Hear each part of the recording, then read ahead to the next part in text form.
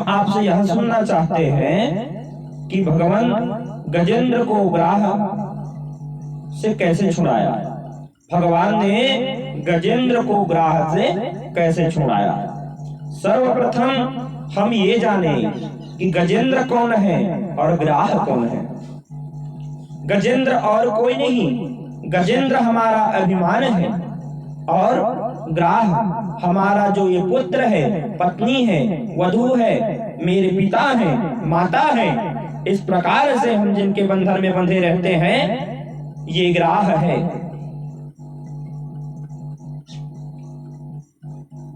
इसमें इतना फंस जाते हैं, इतना फंस जाते हैं कि अपने आप को ही भूल जाते हैं। अभिमान ही गजेंद्र है हमारा। अपने अंदर स्वाभिमान को कूट कूट के भरो, लेकिन अभिमान का एक अंश आपके अंदर में नहीं आना चाहिए। यदि अभिमान हमारे अंदर में आ गया तो हमारी स्थिति क्या होगी जानते हो। जिस प्रकार राजा दक्ष का हुआ था, अभिमान आया,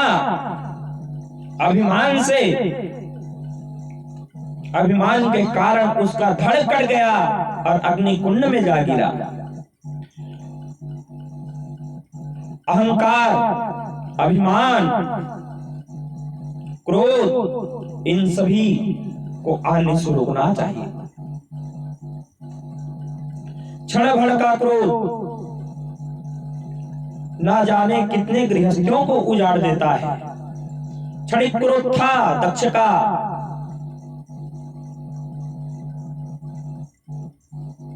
अपनी प्रभुता दिखाने के लिए भूत भावन भोलेनाथ, मेरे भूत भावन भोलेनाथ को जैसे पाया मरकट,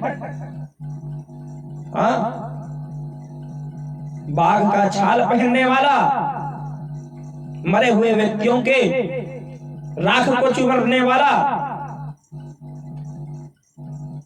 ये मूर्ख क्या क्या नहीं बोल डाला दक्ष।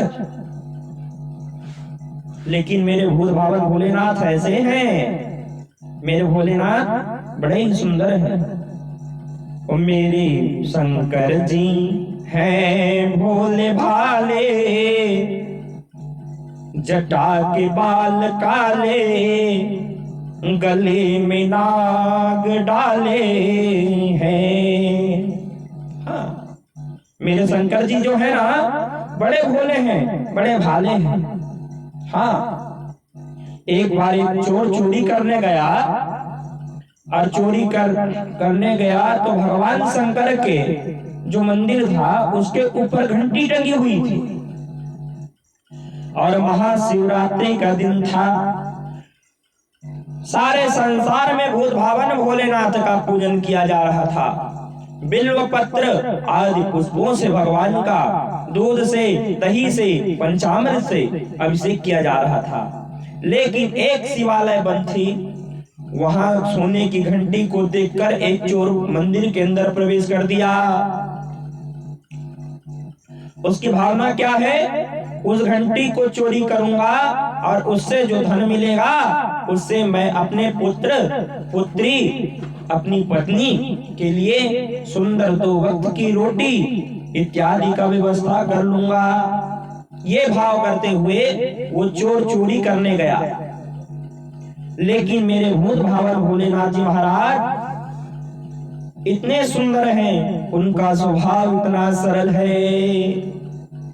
उन्होंने देखा, अरे इस महाशिवरात्रि में सब मेरे ऊपर गंगा जल चढ़ा रहे हैं, पंचामृत चढ़ा रहे हैं, दूध से स्नान करवा रहे हैं, दूध अमृत से स्नान करा रहे हैं, कोई समस्त तीर्थों के जल से मेरा स्नान करा रहे हैं। लेकिन ये मेरा भक्त बड़ा ही निराला है, इसने तो मुझे अपने आप को ही समर्पण कर दिया।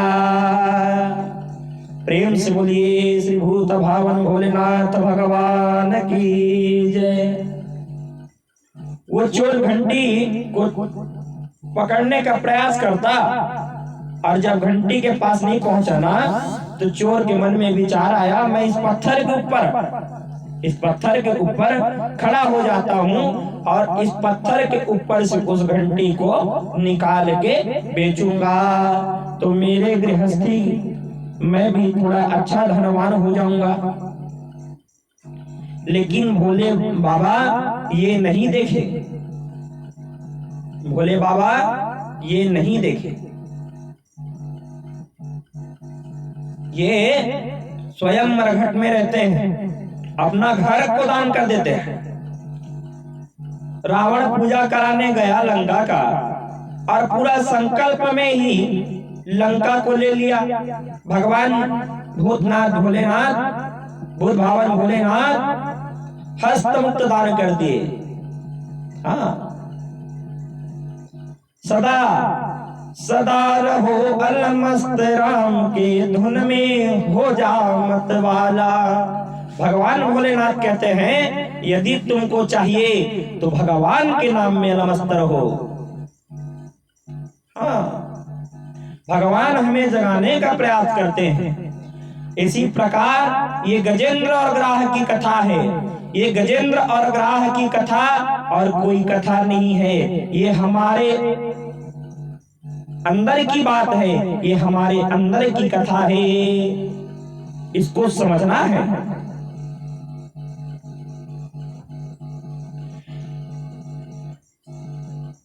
त्रिकुट नामक पर्वत में वरुण जी का ऋतुमान नामक उद्यान था। उस उद्यान में कई प्रकार से हिंसक जीव, बड़े बड़े शेर, हाथी, बाघ, चीता, लोमड़ी, पशु, पक्षी इत्यादि। उसमें एक सुंदर सरोवर था और जंगल का राजा वहां हाथी था। वो गजेंद्र इतना बलशाली, इतना बलशाली, उसके अंदर में 10-10 हजार हाथियों का बल रहता था। 10-10 हजार हाथियों के बल को रखकर ये गजेंद्र उन्मत्त चलता था। इसकी 50 रानियां थी। 50 रानियों के 10-10 पुत्र थे। 10-10 पुत्र के 10-10 पुत्र वधू थी। 10-10 पुत्र वधू की 10-10 संतानें हैं। इस प्रकार करते करते उस हाथी का एक विशाल झुंड तैयार हो गया और ये हाथी जिस मार्ग से निकलता समझ लो उस मार्ग का सामत आ गया हो। इसके सामने, इस हाथी के सामने बड़े बड़े सिंह, बड़े बड़े शेर पलायन कर जाते हैं और इस हाथी के डर से बड़े बड़े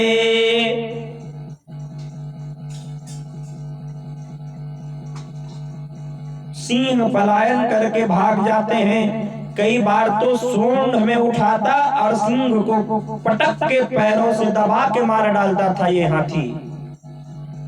अपने परिवार वालों के लिए कई ऐसे भी कार्य कर दिए जो इसको करना भी नहीं चाहिए था।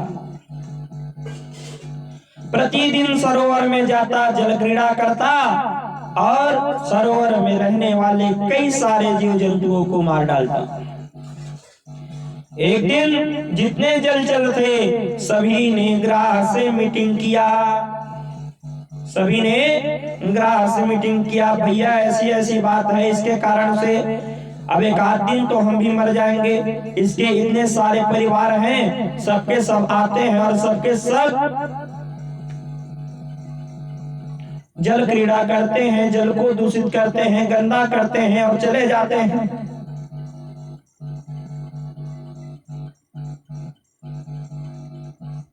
हाँ, ग्राह ने कहा ठीक है, ये कहीं आ जाया, चुपचाप स्नान के करके गया तो ठीक, नहीं तो आज इसका कल्याण नहीं है। इस प्रकार से ग्राह ने सभी जलचरों को कहा। अब ये गया, स्नान करने लगा, और हाथियों का स्वभाव है जहां जल में उतरा तो सूंड में पानी भर भर के उछाल मारना प्रारंभ करते हैं। हाँ, शरीर काला काला रहता है, धूप के प्रभाव से जलते रहता है, तो जल में क्रीड़ा करने लगा। और जैसे ही क्रीड़ा कर रहा है उसी समय ग्राह ने आकर उसका पैर पकड़ लिया। हाँ, गजेंद्र गजेंद्र गजेंद्र और कोई नहीं, गजेंद्र हम हैं। जब तक हमारा कार्य क्रिया कर्म अच्छा चलता रहता है तब तक तो ठीक है। जहां बुढ़ापा आना प्रारंभ हुआ कि ग्राह भी हमें कसने लगता है,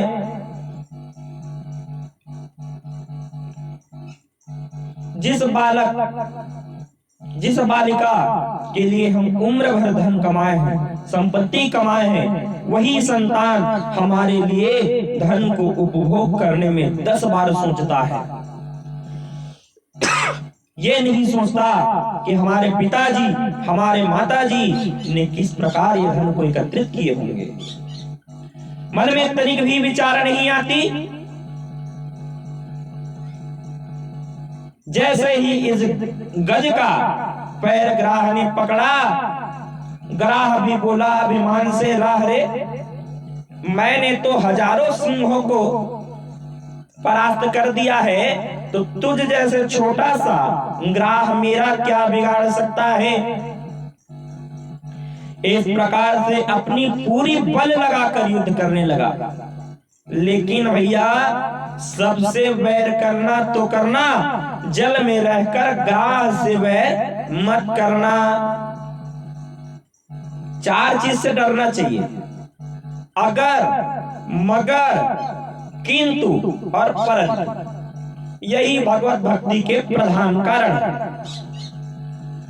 और जब तक हम सत्संग नहीं करेंगे तो ये अगर, मगर, किंतु और ये परंतु हमारे पैर को पकड़े रहेंगे। प्रथम भक्ति संतन कर संगा, और दूजी रति मम कथा प्रसंगा। भगवान कहते हैं पहली भक्ति करनी है तो सत्संग करो। अब आप लोग पूछेंगे सत्संग क्या है? आप जितने लोग बैठकर श्रीमद् भागवत कथा का रसस्वादन कर रहे हैं ना, ये सत्संग है। परीक्षित जी महाराज ध्यान से श्रवण कर रहे हैं श्री सुखदेव जी की अमृत श्रीमुख से, और आप लोग हमारे वाणी से इसे श्रवण कर रहे हैं। ये तो हो गई। और अपनी पूरी शक्ति लगाकर भिड़े हुए हैं। लड़ते लड़ते उन्हें 1000 वर्ष बीत गया। अब हाथी को लगा कि मैं बचने वाला नहीं हूं।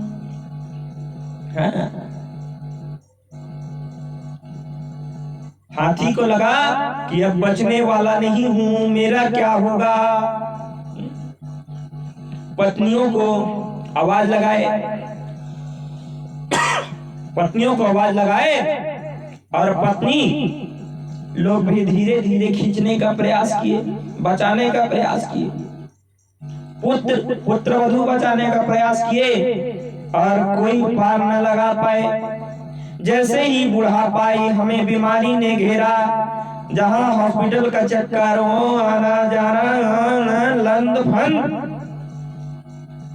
जहां तबीयत ज्यादा बिगड़ना प्रारंभ हुआ, तब घर के वही पुत्र वही पत्नी कहने लगते हैं, कितने दिन तक ध्यान दे महाराज, हमारा भी तो पेट है, हमारे 4 बच्चे हैं। प्रेम से बोलिए आनंद कंद भगवान की जय। यही और गज और ग्राह है। ऐसे बात सुनते ही गजेंद्र को वैराग्य हो गया। गजेंद्र ने भगवान की सुंदर स्तुति करने लगा।